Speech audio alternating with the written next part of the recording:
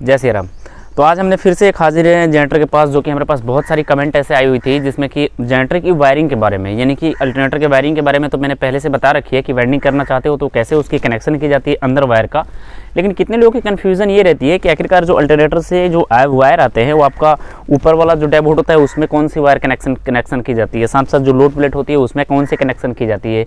यानी कि आपका जो इसका इंटरनल सबसे अंदर की जो होती है वो तो वेंडिंग मतलब जो वेंडर होता है वो आपका पूरा प्रॉपर रूप से करके देता है। बाय द वे अगर आपकी कोई भी फॉल्ट होती है ऊपर साइड से तो जो उसकी एक्सटर्नल जो वायरिंग होती है, मतलब जो इसकी बाहर वाली जो वायरिंग होती है, आखिरकार उसको कैसे सही की जाती है और कैसे पता की जाती है कि आखिरकार हमको कौन से वायर कहाँ जोड़नी होगी। सो आज की हमारी वीडियो में पूरी की पूरी मैंने जनरेटर को कैप्चर किया हुआ है, जिसमें कि आपको हर एक वायर के बारे में बारीकी रूप से बताई जाएगी। साथ साथ मैंने मीटर का भी इस्तेमाल किया हुआ है, मीटर की इस्तेमाल क्यों की जाती है और इसको कैसे पहचानी जाती है, कितने सिचुएशन में आपका सेकेंडरी और प्राइमरी कॉइल की पहचान नहीं हो पाती है, तो उसको भी थोड़ा सा मैंने कन्फ्यूजन को इस वीडियो में दूर करूंगा कि आखिरकार कैसे आपको पहचानी जाती है और कैसे इसको सोल्यूशन ले सकते हो। सर्वप्रथम तो मैं बोलूँगा कि थोड़ा सा नज़दीक आकर के दिखाने के लिए कि यहाँ पे आप लोग देखोगे तो ये हमने जो ब्रेज रेक्टिफायर देखो वो अलग से लगाई हुई है। अभी देखो एक कनेक्टर टूट गई थी जिसके कारण से ब्रेज रेक्टिफायर जो है ये आपकी अलग से कनेक्शन की जाती है। तो इसमें आपको 4 तरह की वायरें आती है, 2 आपकी प्राइमरी की आती है, 2 सेकेंडरी की आती है। पीछे के साइड से आपका लोड प्लेट लगा रहता है, नीचे के साइड से देखोगे तो आपका आर्मेचर में जो कार्बन से वायर जो होती है सारी की सारी जानकारी आपको इस वीडियो में मिलने वाली है। कुछ सिचुएशन में ऐसे होते हैं जिस सिचुएशन में आप नया वेल्डिंग करवाते हो, यानी कि आपको अल्टरनेटर को वेल्डिंग करवाते हो, उस सिचुएशन में अगर आपकी अल्टरनेटर मतलब करंट आउटपुट नहीं करती है, ये ज़्यादातर प्रॉब्लम ये देखने को आपको मिलती है कि आपने हो सकता है आर्मेचर वेल्डिंग कराए होंगे या हो सकता है आपका फील्ड कॉइल वेल्डिंग कराए होंगे। उस सिचुएशन में आपकी जो करंट होती है सारी वायरिंग सही होने के बावजूद भी आपकी करंट नहीं दे पाती है, तो उसका भी मैं इस वीडियो में बताने वाला हूं कि आखिरकार उसको चार्जिंग की प्रॉब्लम जो होती है ना, जो चार्ज करनी पड़ती है अल्टरनेटर का। सो अगर आप वो वीडियो नहीं देखो तो जरूर देख लेना, आई बटन में उसकी लिंक मिल जाएगी। साथ साथ अपने चैनल पर उस तरह की बहुत सारी वीडियो बना रखी है कि वेल्डिंग कैसे की जाती है, साथ साथ आर्मेचर की टेस्टिंग से लेकर के वेल्डिंग प्राइमरी सेकेंडरी सब कुछ मैंने अपलोड कर रखी है, नहीं देखो तो जरूर देख लेना। फिलहाल इस वीडियो में पूरे वायरिंग को कैप्चर किया हूं। दूसरा चीज़ ये बताओ कि अगर आपने इसका मतलब डैबोर्ड की कनेक्शन करना, लोड प्लेट की कनेक्शन करना वो नहीं देखी हो तो जरूर देख लेना, हमारे आई बटन में उसकी लिंक मिल जाएगी। साथ साथ चैनल पे बहुत सारी वीडियो पड़ी है जनरेटर से रिलेटेड, देख लेना। फिलहाल हम लोग बढ़ते हैं आगे और देखते हैं कि आखिरकार इसकी वायरिंग कैसे की जाती है। तो सर्वप्रथम तो मैंने आपको वायरिंग के बारे में बताऊंगा कि आखिरकार कौन सी वायरिंग कैसे होती है। दूसरा चीज़ ये मतलब आगे की साइड ये उत्पन्न होकर के आती है कि आप अल्टरनेटर से जब होती है आर्मेचर से तो उसमें 2 ही वायर आती है, लेकिन वो 2 वायर जो होती है वो आपका एक वायर आपका लोड प्लेट के पास जाता है, दूसरा वायर आपका ऊपर जो मतलब रेक्टिफायर लगे रहते हैं, ब्रिज रेक्टिफायर जिसको डायबोर्ड बोली जाती है, उसके पास भी आती है। तो उसकी वायरिंग की कनेक्शन कैसे की जाती है, फिलहाल कितने सिचुएशन में ये होती है सेकेंडरी और प्राइमरी की पहचान नहीं हो पाती है, आखिरकार कौन से हमको लोड प्लेट पर वायर लेके जानी है और कौन से आपका डायबोर्ड के ऊपरी हिस्से पर लेकर के आनी है, तो सारी जानकारी आपको इस वीडियो में मिलेगी जो कि मैंने मल्टीमीटर से आपको कैप्चर करके दिखाने वाला हूँ। तो चलिए चलते हैं आगे और इस चीज़ को विस्तार रूप से समझते हैं। तो सर्वप्रथम तो आप लोग देखोगे तो आर्मेचर से तो ये आपको मतलब कि स्पष्ट करते हुए चलें कि आर्मेचर से आपको देखो तो ये सामने के साइड से ये जो होती है ये आपका स्लिबरिंग होता है, और यहाँ पे देखो आर्मेचर की 2 जो वायर आती है आपकी यहाँ की जुड़ी रहती है और इसके जस्ट अपोजिट एक मतलब सेम टू यू वैसे ही उधर होता है, उधर के साइड जुड़ी रहती है। दूसरा चीज़ मैं इसी वीडियो में ये क्लियर कर दूँ कि अगर आपकी अल्टरनेटर की प्रॉपर वायरिंग हुई होगी, यानी कि अल्टरनेटर की जो अंदर की जो मतलब एक इंटरनल जो वायरिंग होती है अगर प्रॉपर हुई होगी तो आप आसानी से इस वीडियो को देख करके अपने जनरेटर से करंट आउटपुट कर सकते हो। यानी कि कितने सिचुएशन में ये प्रॉब्लम फंसती है, वेल्डिंग करने के बाद में करंट आउटपुट नहीं करता है तो उनकी डिमांड मतलब उनकी दिमाग 10 जगह पे घूमती रहती है कि हो सकता है हमने सही कनेक्शन नहीं किया होगा, हो सकता है हमारी मतलब आर्मेचर में कुछ ना कुछ कमी होगी जिसके कारण से हमारी करंट नहीं दे पाती है।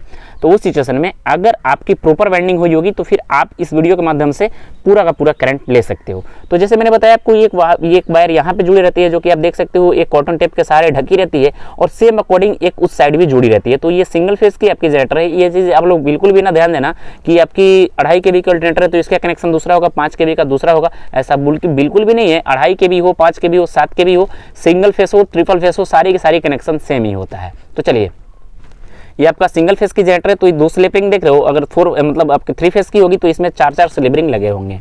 तो उसके बाद में ये जो आर्मेचर की जो वायर आती है डायरेक्टली इस ट्रैकर से होकर के ये कार्बन होल्डर से होते हुए आपको देखेगा तो ये कार्बन होल्डर की मैं वायर की कन्फर्म के बारे में बता दूं तो जो ये वाली होल्डर की जो वायर होती है ना, ये वाली वायर जो कि मैं थोड़ा सा आपको क्लियर रूप से दिखाऊं, ये वाली जो वायर होती है ये वाली डायरेक्टली आपकी वायर आती है यहाँ पे।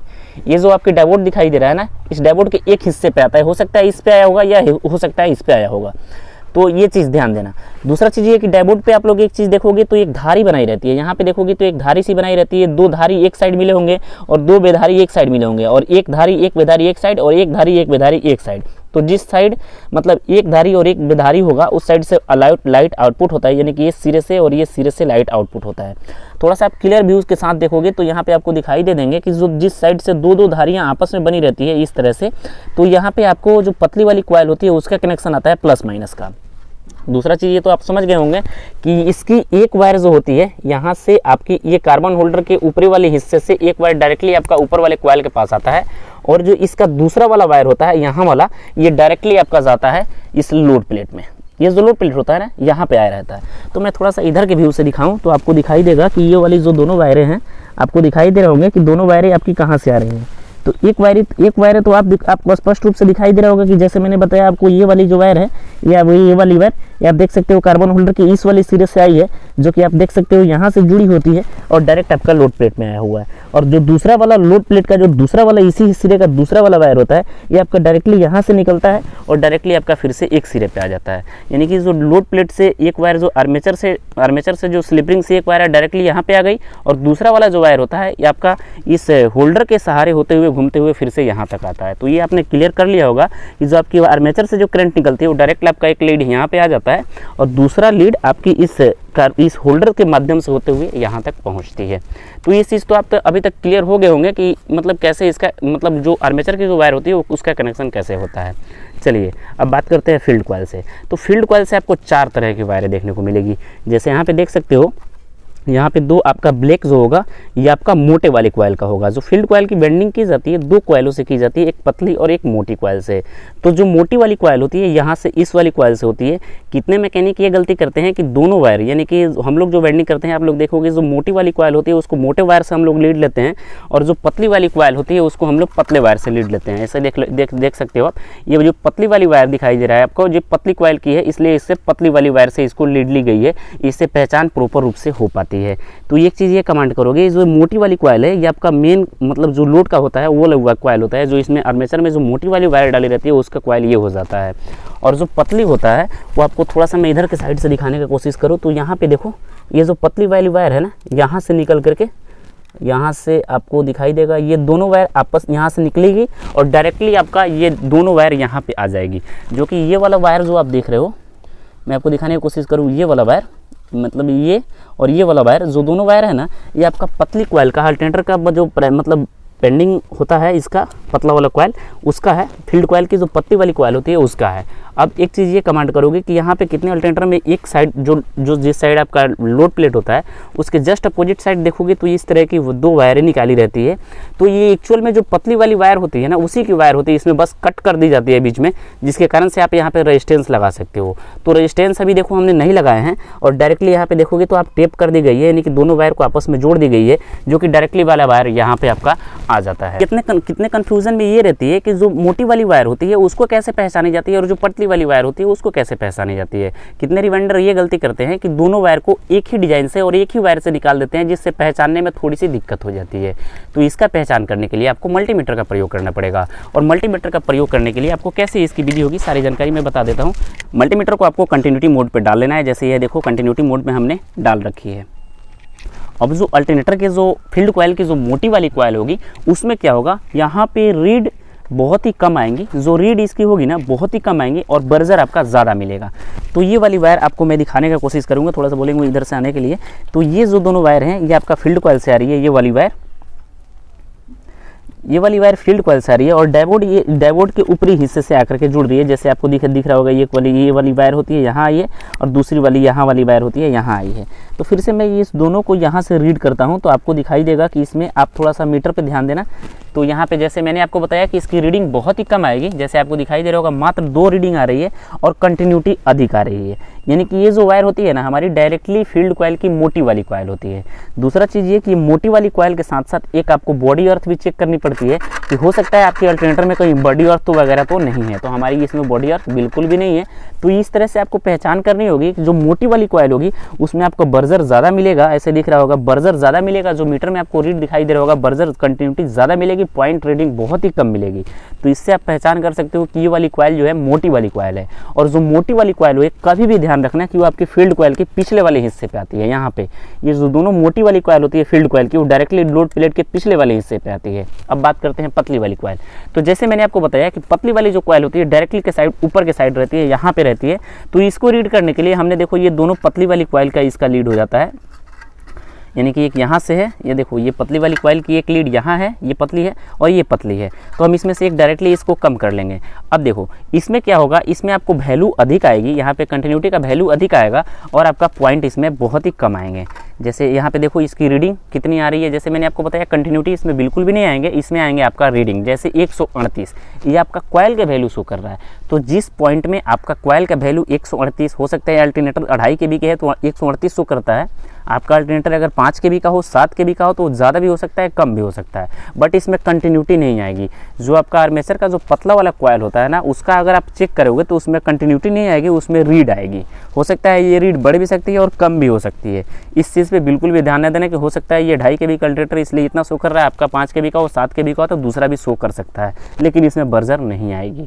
तो जिस पॉइंट में आपका बर्जर नहीं आती है वो डायरेक्टली दोनों पॉइंट आपका ऊपर के साइड आएगा, बीच में कोई भी कट करने की ज़रूरत आपको नहीं है।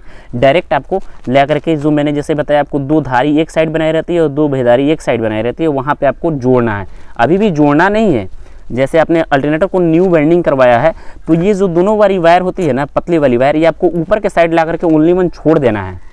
उसके बाद में लोड प्लेट की आपकी सारी कनेक्शन कर लिए, रेजिस्टेंस वगैरह लगाए हो तो सभी कनेक्शन कर लेना होगा, डाइबोर्ड की पूरी कनेक्शन कर लेना होगा। उसके बाद में अभी ये वाली वायर यहाँ पे जोड़नी नहीं है।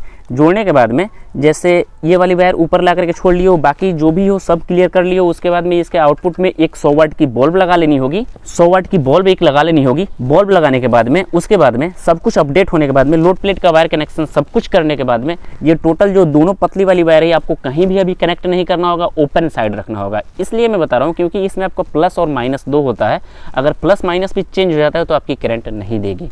तो उस सिचुएशन में सारी कनेक्शन अपडेट होने के बाद में आपको एक टेस्ट करने के लिए 100 वाट बल्ब लगानी होगी। जो ये आउटपुट वाली लीड होती है इसमें आपको 100 वाट की बल्ब लगानी होगी। उसके बाद में आपको इंजन को चालू करना होगा।